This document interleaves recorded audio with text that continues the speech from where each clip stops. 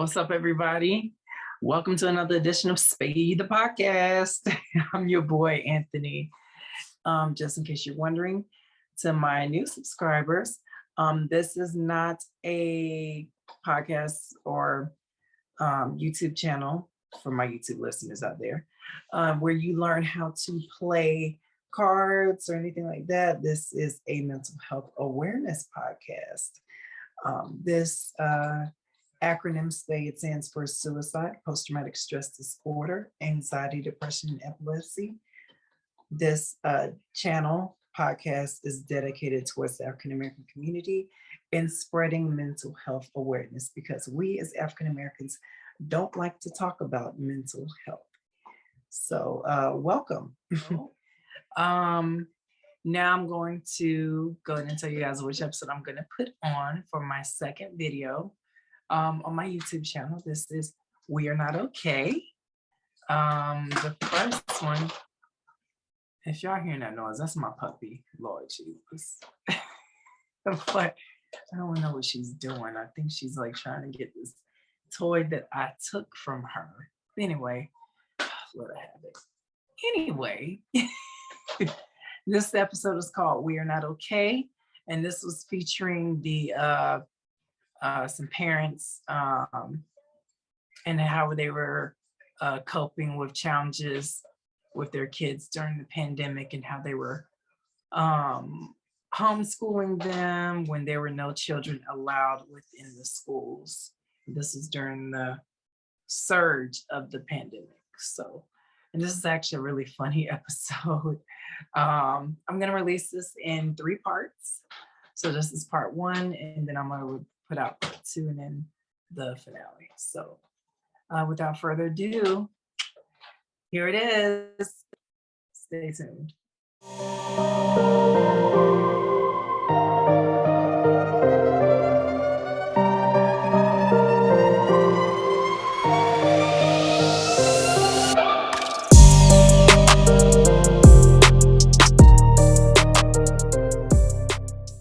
Okay. Any questions before we start? Are y'all all good? Can we cuss? Yes. Okay. Oh, okay. Yes. I ain't gonna cuss. I just want to see. I don't want nothing to come out. Right. He gonna cut. He wouldn't have asked if he wasn't.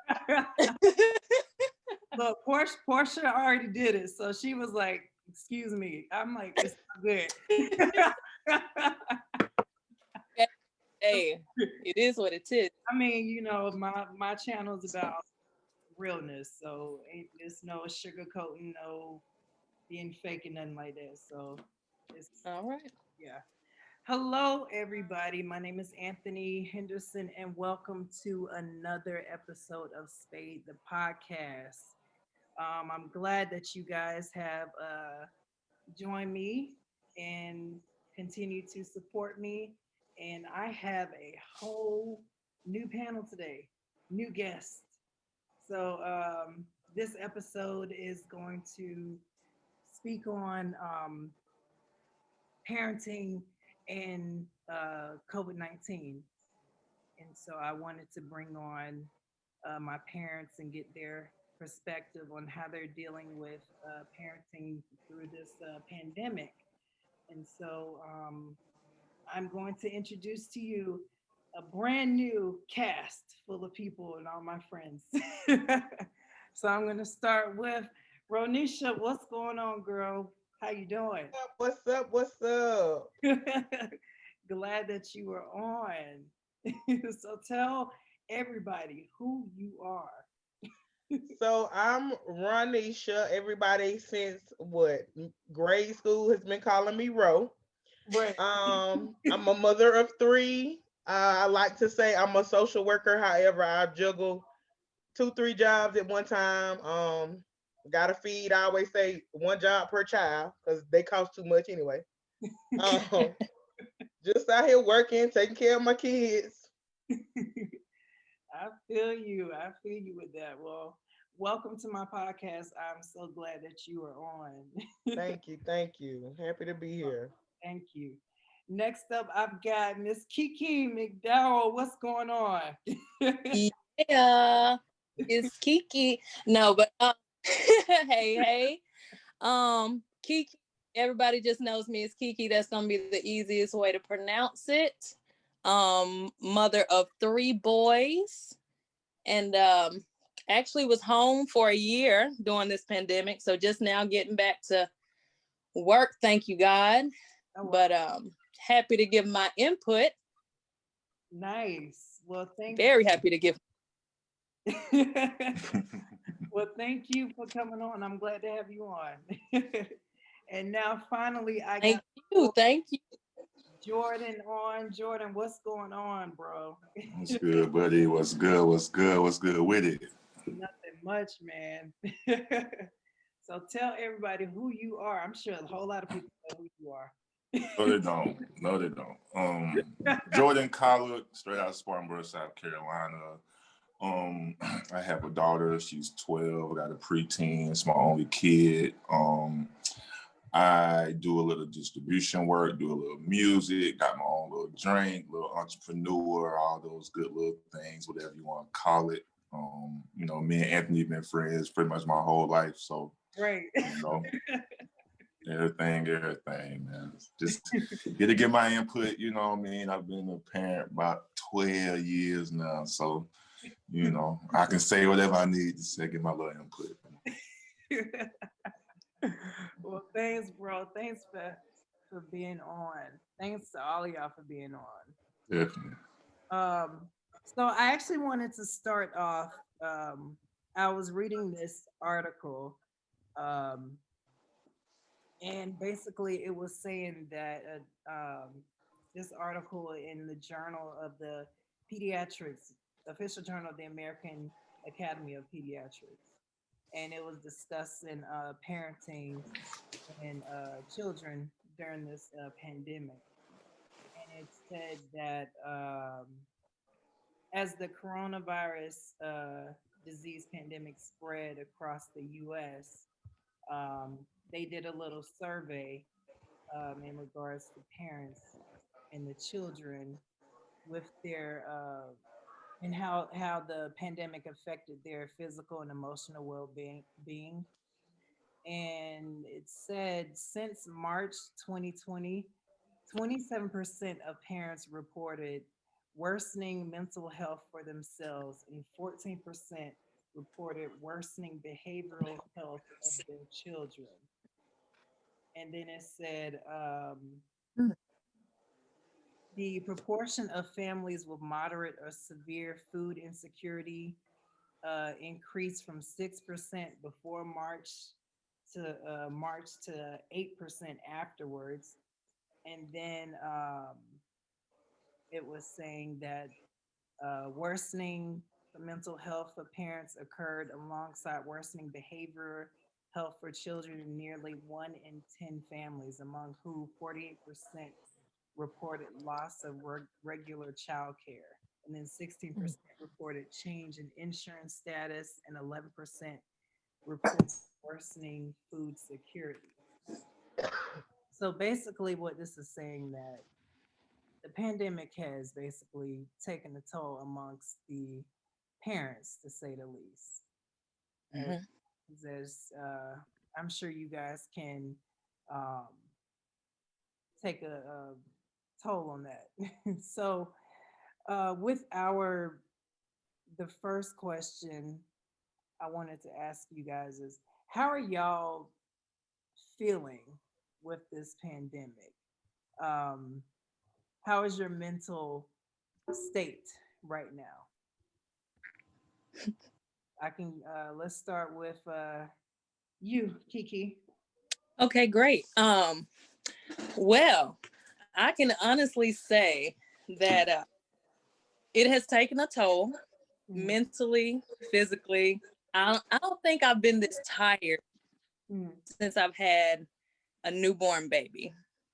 And the reason I say that is, of course, I mean, naturally you're spending more time with your kids because you're afraid to go anywhere. You know, I mean, when it first hit, I think I put my house on lockdown for a cool 2 weeks before we even left out, you know? So mentally, it's just, I think it was more so the fear of not really knowing what's going on that kind of makes you mentally just all over the place. And when you have kids involved, it's just like, I've always felt like I would be okay, but I'm more so afraid for my kids more than anything. So mentally, I mean, it was almost like a depression, honestly, I can say, because you don't know what's coming. You don't know if you get it, you know, what you can do about it, or what's the next step to take. So, and just try not to scare your kids is another mental thing. Because I know my son, when he first, you know, got a whiff of what was going on, he was terrified.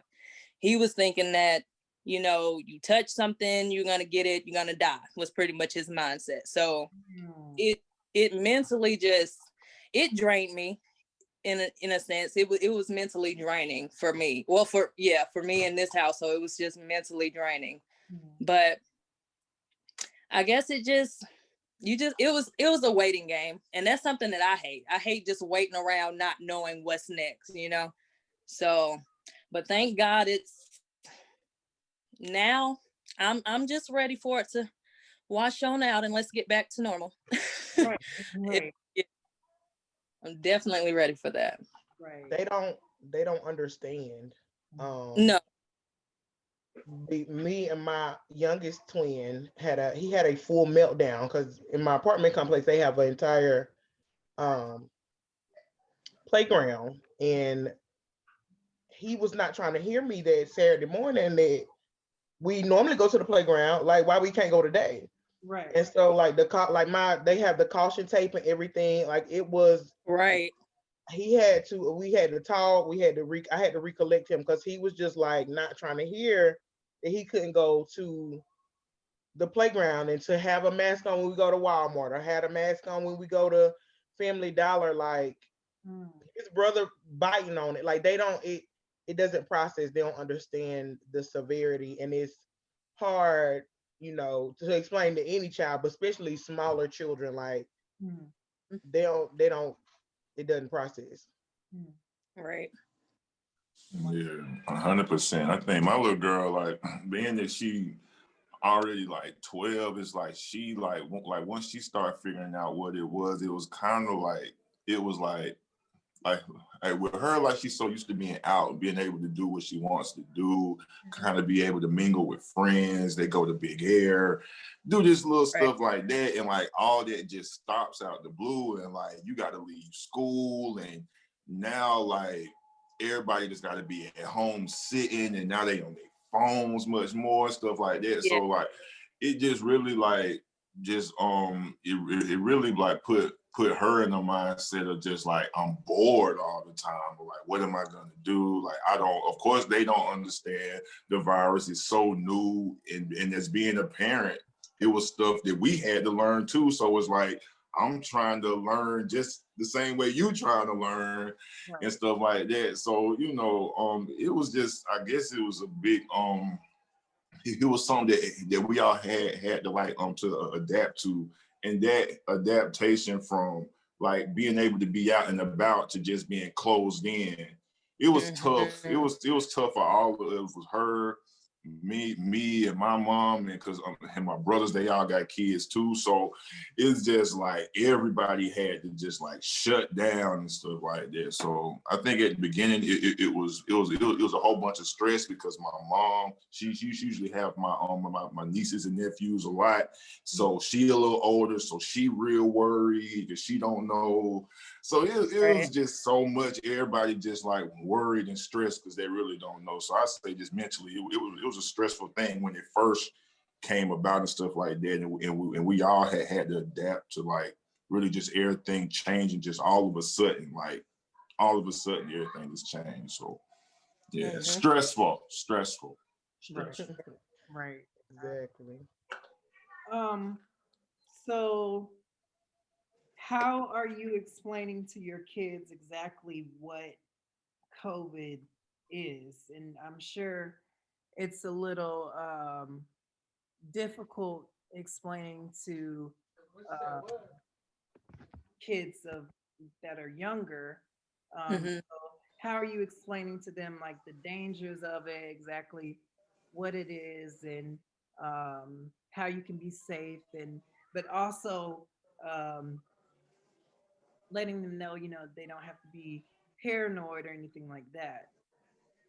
So, how are you guys doing that?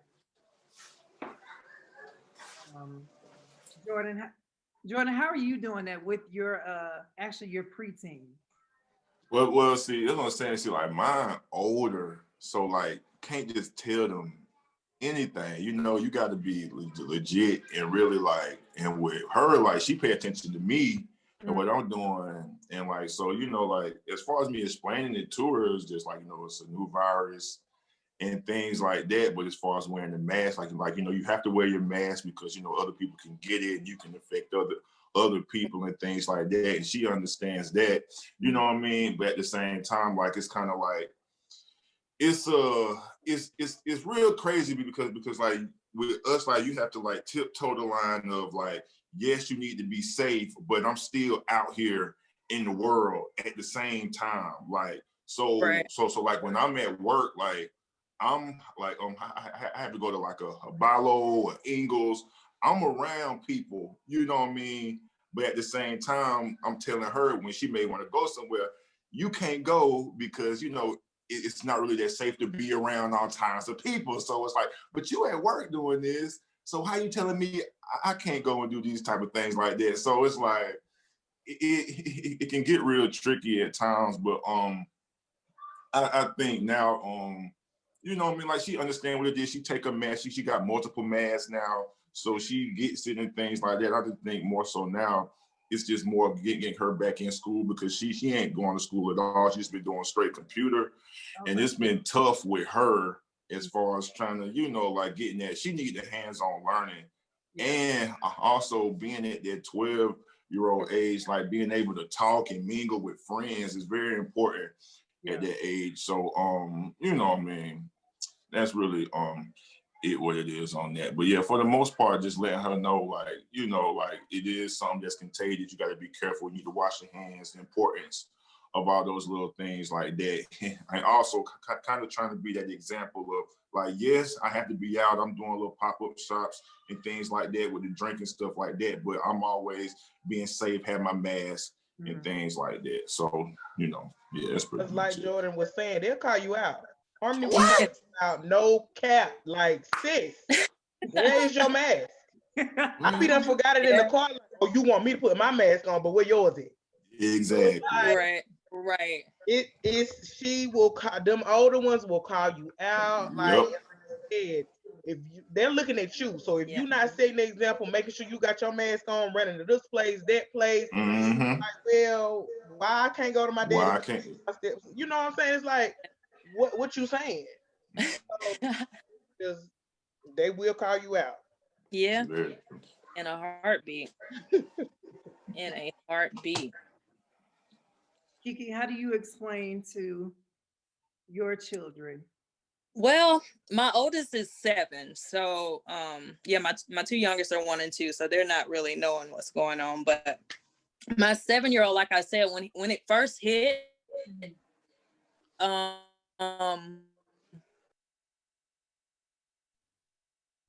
don't know, he was here and he heard something, but he was very, very scared of it.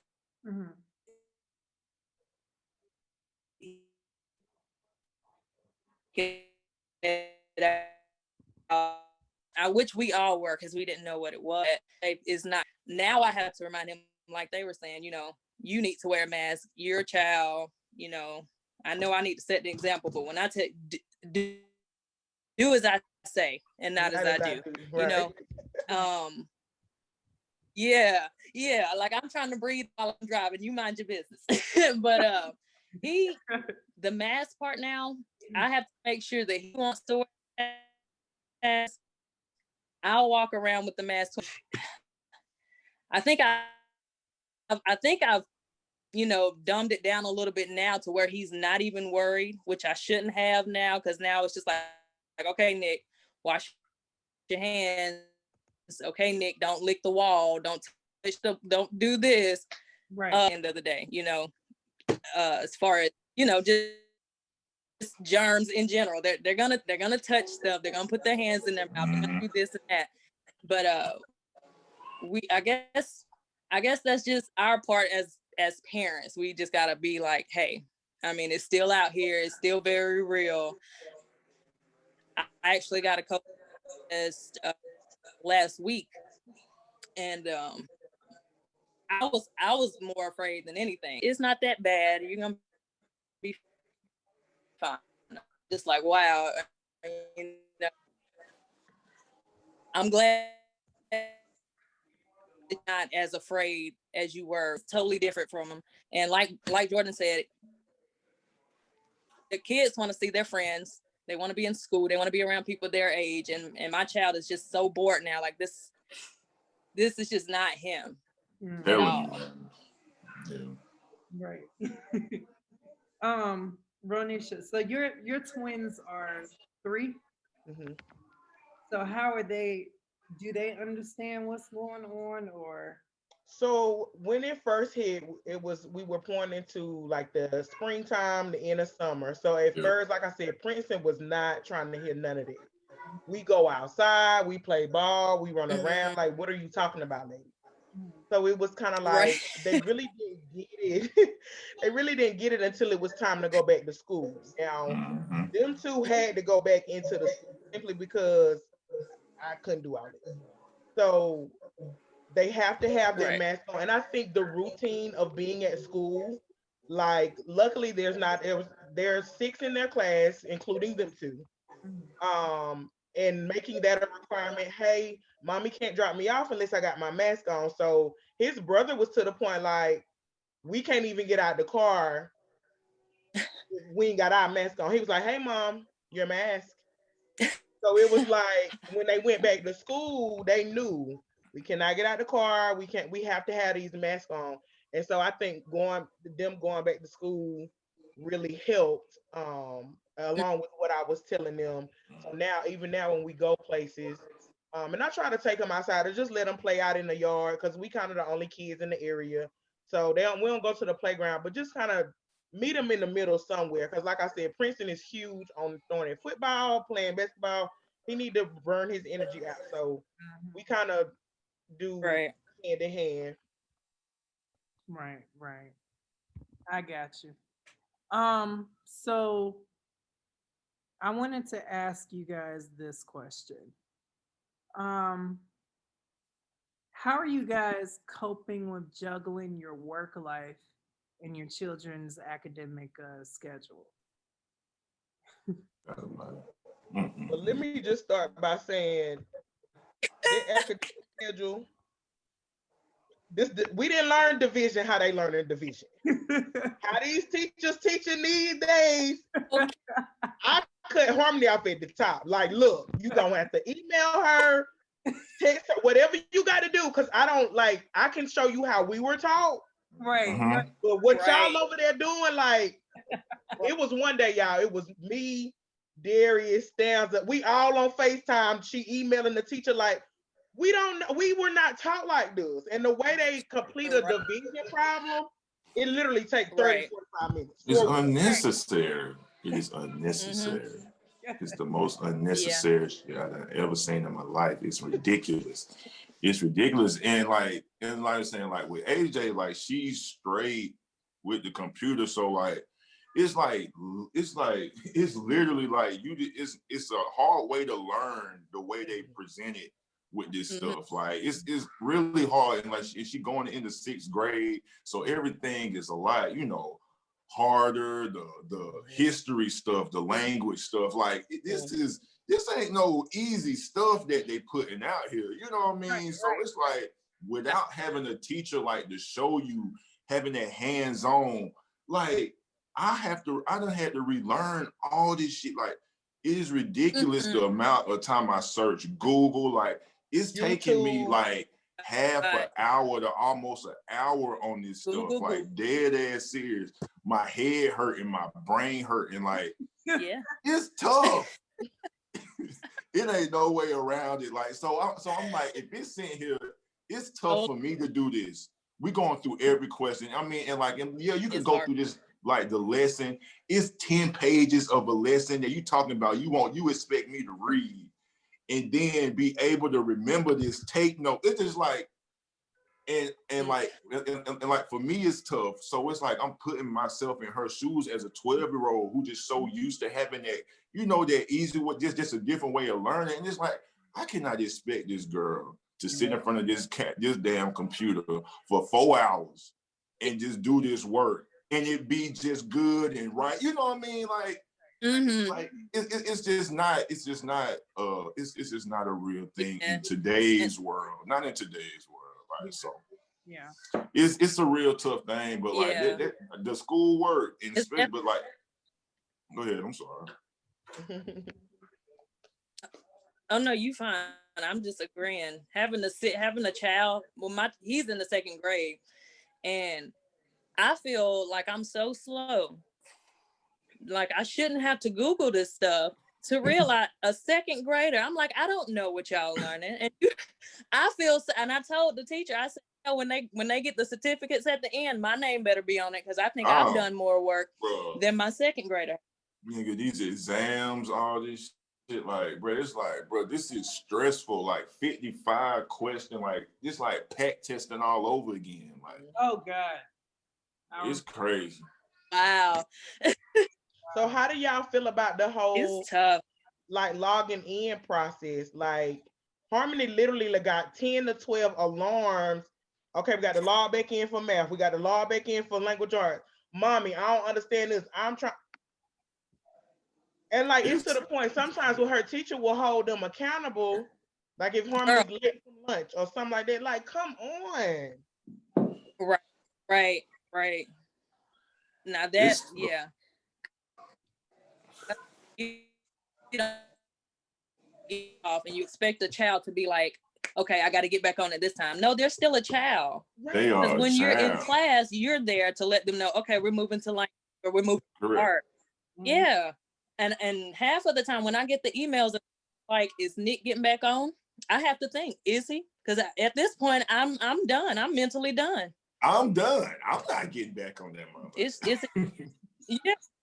I'm not getting back on. We've learned enough for today. Thank you. It's recess time, nap time. We're done. It's over with. It's over, man. So yeah, it's tough. It's very different. Nerve to give homework, girl. It should be no homework. It should be no homework. Harmony actually beats herself up because she knows if she was in class, straight A's. Mm-hmm. Right. But it's like she doesn't, like Jordan said, that 101. She can't go to her teacher and it like she may honor roll the semester and it's all B's and she hates it because she knows if she was in class, straight A's, no questions. Right. But it's an adjustment for everybody. Yeah, it's tough. It's little ways and it's like, I mean, if the kids may not know how to maybe turn something in, like with PE, it's a different way. You got to turn this in for an essay. You might have to submit it through this thing. And then, you know what I mean? It's just like, bro, like this shit is too fucking hard. Like it's just too hard to just to do the easy things. And it's like, even with the teachers, it's like, like I try to put myself in every ID shoes in a way so I can kind of understand. Like even with the teachers, these niggas probably getting 100 emails a day with parents complaining. Right. Saying the same shit. Right. You know what I mean? Like it's all it's like everybody is motherfucking annoyed. Everybody is annoyed with this shit. Right. You know what I mean? So I just think like this whole semester, like it's new. It just been new for everybody. This is a brand new way of learning. Everybody that had to get used to it on the fly, like literally on the fly. Right. Everybody has had to get used to this. So it's gonna come with the growing pain and stuff like that. I think in hindsight, this gonna be something that's gonna be building for like the future. I think by the time my little girl have kids, they'll probably have all type of classes doing this stuff, and they'll be running, smoothly and things like that. But right now, unfortunately are the starters of it, and we got to go through all this dumb shit. So